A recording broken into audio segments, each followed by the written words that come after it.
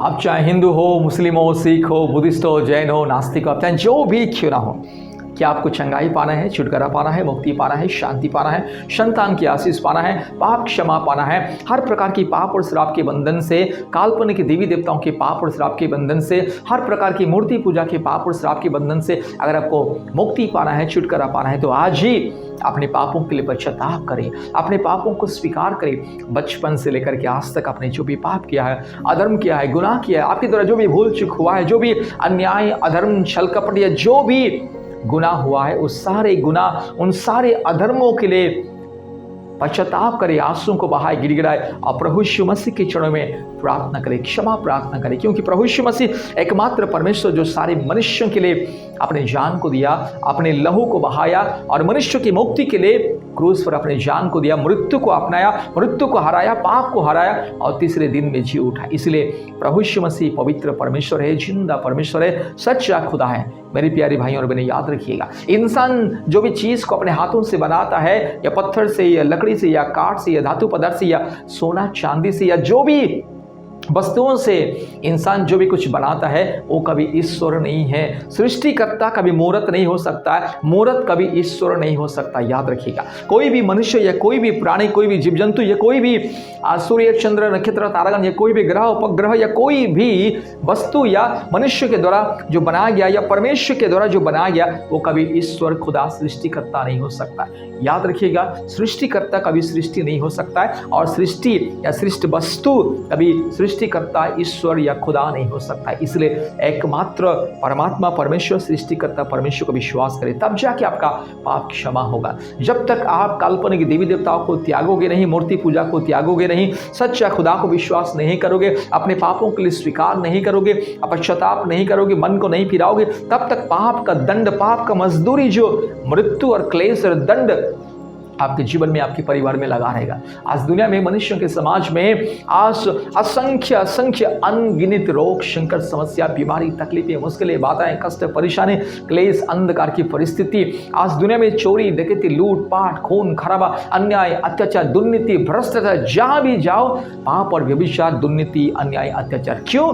क्योंकि मनुष्य जाति का पाप का परिणाम, बाइबल में लिखा है, पाप का मजदूरी मृत्यु है। पाप का जो परिणाम परमेश्वर का दंड और क्रोध और क्लेश। इसीलिए मेरे प्यारे भाइयों और बहनों, एकमात्र निष्कलंक निष्पाप परमेश्वर को विश्वास कीजिए, क्योंकि परमेश्वर खुदा वो पवित्र है, निष्पाप है, निष्कलंक है। दारू गांजा पीने वाला, भांग शराब पीने वाला, अश्लील हरकत करने वाला, नंगा होकर पड़ा रहने वाला और हर प्रकार की अश्लील क्रीड़ा करने वाला और हाथ में चाकू, डंडा, तलवार, त्रिशूल, चक्र और अलग अलग अस्त्र शस्त्र लेकर घूमने वाला, आतंकवादी की तरह, हत्यारे की तरह घूमने वाला कभी ईश्वर खुदा नहीं हो सकता।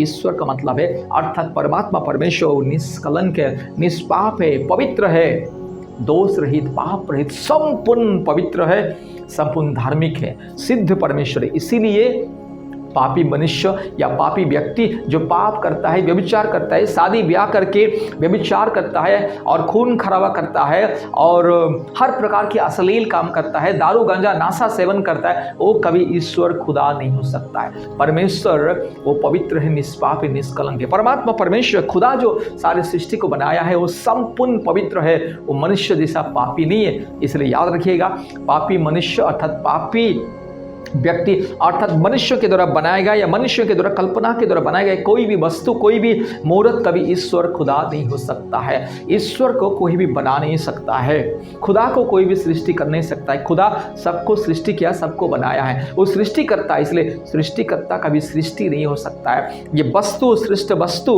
कभी सृष्टिकर्ता नहीं हो सकता है। इसीलिए एकमात्र परमेश्वर, अदृश्य परमेश्वर, पिता, पुत्र, पवित्र आत्मा परमेश्वर का विश्वास करें, मुक्ति को प्राप्त करें, चंगाई, छुटकारा को प्राप्त करें, अपने पापों को स्वीकार करें, पापों के लिए परमेश्वर के चरणों में क्षमा प्रार्थना करें, पापों के लिए पश्चाताप करें, गिड़गिड़ाए, प्रार्थना करें, उपवास करें और प्रभु यीशु मसीह को अपने व्यक्तिगत उद्धारकर्ता, मुक्तिदाता के रूप में ग्रहण करें। परमेश्वर का परिवार के साथ संपर्क करें। हम भी आपके लिए प्रार्थना करेंगे, दुआ करेंगे, आपको प्रार्थना में सहायता करेंगे, क्योंकि दुनिया के कोने कोने में से सैकड़ों परिवारों के लिए, ये दुनिया में जितने भी परिवार हैं सभी परिवारों के लिए परमेश्वर का परिवार अर्थात सार्वभौमिक परिवार, God's family, the universal family, praying for the families of the world. Each and every day we pray for the families of the world, because the families of this world going through so many sickness, weakness, pain, the problems and darkness and infirmities and so many difficulties. This is the reason we pray for the families of the world. Therefore, my dear brother and sister, call to God's family, connect to God's family, join in God's family as a member and receive healing, miracle, anointing, the power of God.